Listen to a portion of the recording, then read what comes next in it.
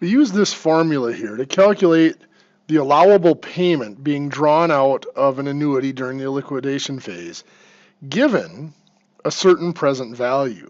So that's the value at the beginning of that phase. Well, we can think of drawing that payment out as equivalent to making a payment in on a loan. In either case, you're adding in interest, but then you're reducing the balance by that payment. So this same formula here can be used to calculate the regular payment required to pay down a loan. And it's often referred to, the two of them together are often referred to as sinking funds. So using this formula to make a payment on a loan, let's do a couple of examples. Let's say you're going to purchase a car for $30,000. And you're going to finance, $30,000 cars. You can still do it at 5 years. Most banks will stretch that out over 6 years now. Finance at, let's say you have really good credit. So you're going to do it at 3% for 6 years. Let's find your required monthly payment. So that monthly payment, in this case, it is a payment because you are paying in to pay down the balance rather than drawing out to reduce the balance. But we do have our beginning value, present value of $30,000, and it is still divided by, we have 3 open parentheses, 1 plus, our rate is 3%, so 0.03. Payments are assumed to be made monthly, so N is 12. 6 years, so 12 times 6 minus 1.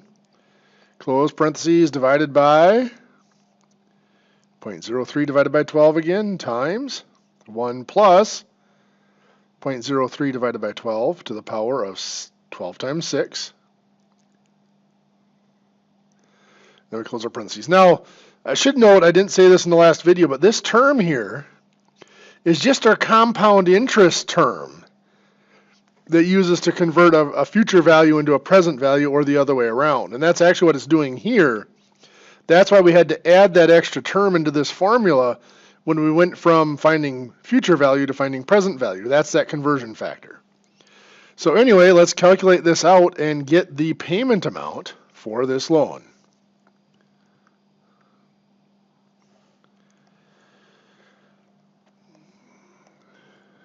So 30,000 divided by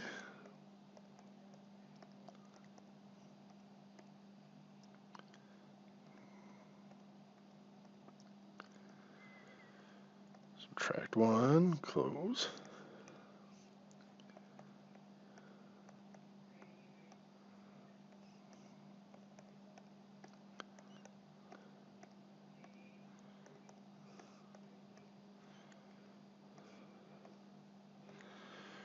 We get $455.81 per month.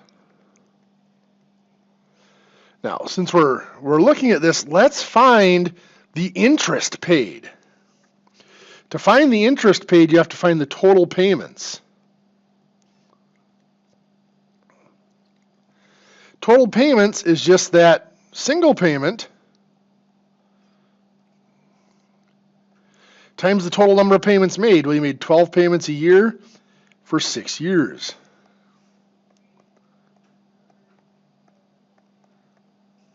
So it's 72 payments. So you paid $32,818.32. That is the total amount paid. So your interest is going to be found by just taking that total amount paid and subtracting the beginning balance, the cost, the $30,000. So in this scenario, you only pay $2,818.32 in interest. Let's take this same car, same scenario, but in this case, our buyer has poor credit. So it's still a $30,000 car, but now we're going to finance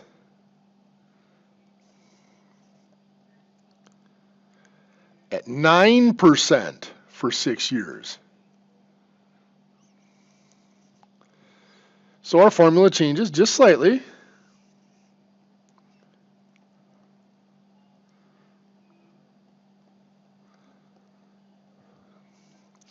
So it's 1 plus our rate is 0.09 divided by 12. Everything else in our formula stays the same. Oops. 0.09 again. And again 0.09. So let's calculate this out.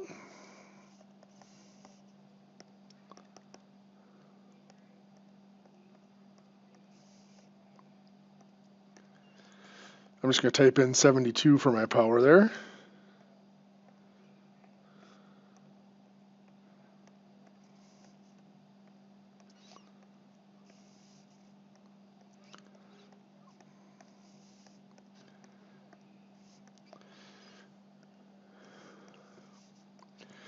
Now the payment is $540.77.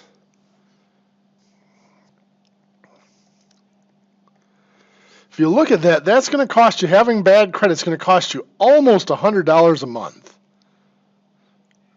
$85 a month in this case. So let's look at total payments.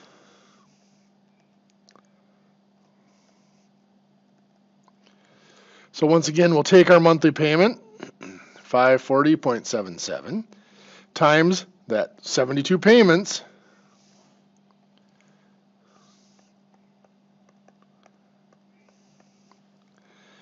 $38,935.44.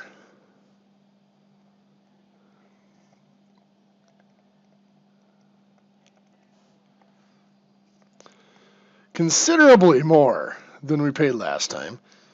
Our interest, again, we'll find by subtracting our initial price, the $30,000.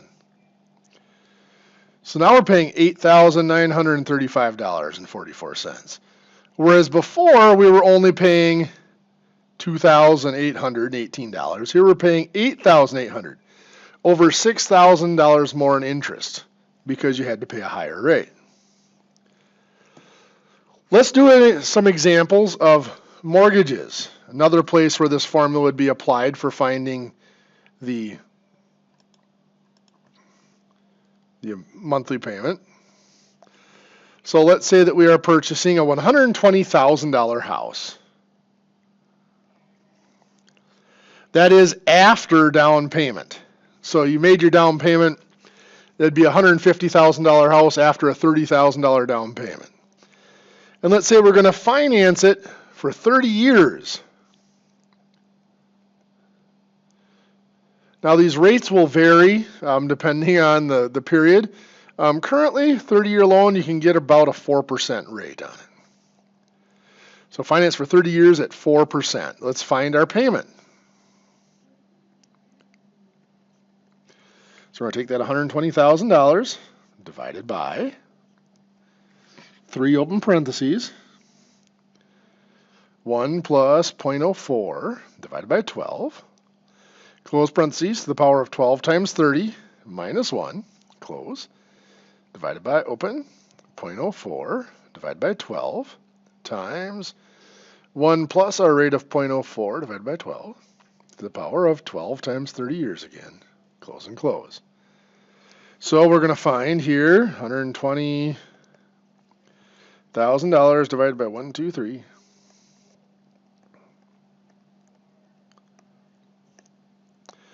So whatever time frame you're in viewing these videos, I hope interest rates have not gone up too much on home loans.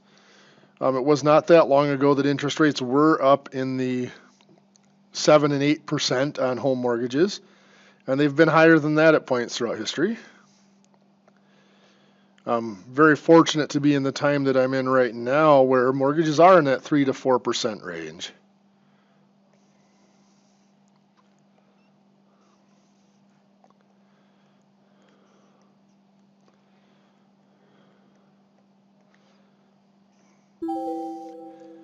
So that $120,000 is going to come out to be a payment of $572.90. per month? Well, let's just for practice, let's find that total payments here.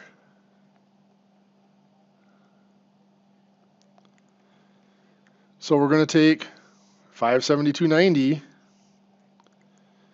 times 12 payments a year for 30 years. That's 360 payments.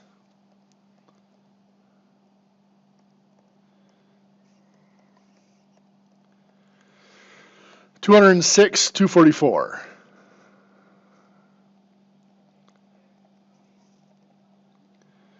Now that looks like a lot. You've paid $120,000, cost you over $200,000. Not quite double. It's about 70% of the principal is actually added on in interest.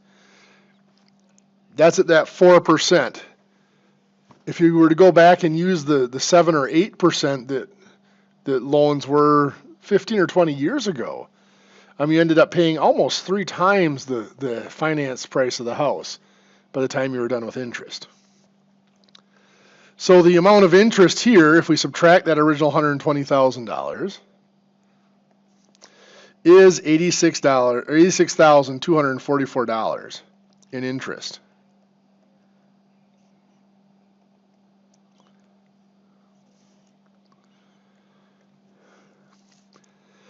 One of the little secrets in the mortgage industry is shorter term loans. 30 years has kind of been a standard for a long time for mortgages, but there's 15-year mortgages out there. If you look at that same $120,000 financed again for that house, but we're going to finance it for 15 years. And generally the rate on a 15-year loan is lower. So let's say we can get it at 3.5%. Let's find our payment.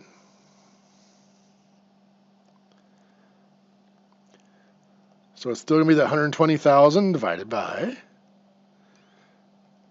Now our rate's going to be 3.5%, so 0.035 over 12. It'll be 12 times 15 now. So 0.035 divided by 12.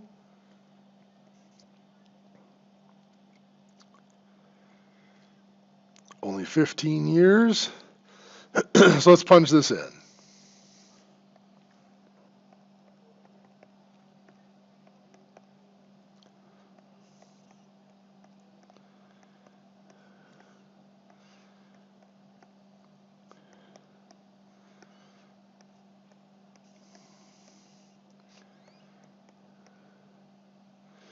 Oops, got 0.036 there, not 0.035. I want to make sure I got 0.035 back here as well. I did. Okay.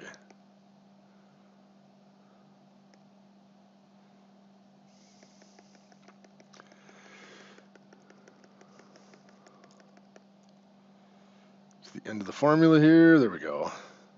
Change that 0.035 divided by 12.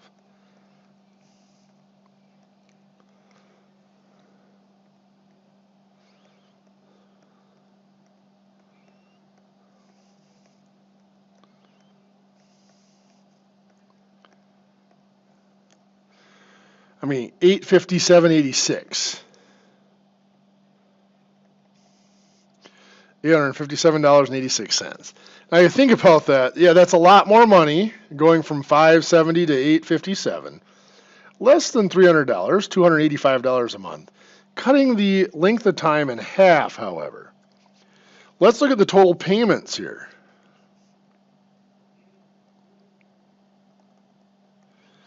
So it's at $857.86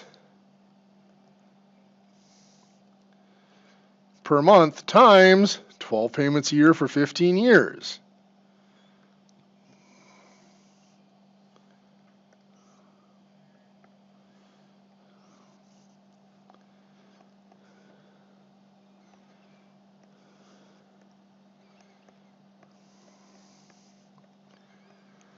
Giving us $154,414.80.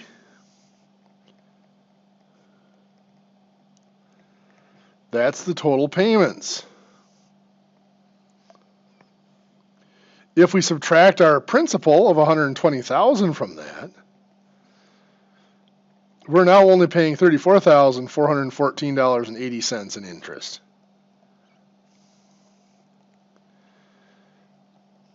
So a significant savings paying it off shorter.